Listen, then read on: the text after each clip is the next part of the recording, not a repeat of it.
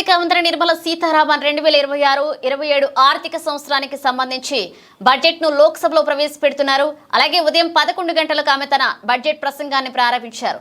Nirmala Sitharaman budget ప్రవేశపెట్టడం ఇది 9వసారి కావడం గమనార్హం. బడ్జెట్ ప్రసంగం సందర్భంగా ఆమె మాట్లాడుతూ పవిత్ర మాఘ పౌర్ణమి రోజున బడ్జెట్ ను ప్రవేశపెడుతున్నామన్నారు. 7% వృద్ధి రేటుతో భారత్ ముందుకు సాగుతుందని, వికసిత్ భారత్ దిశగా అడుగులు వేస్తుందన్నారు.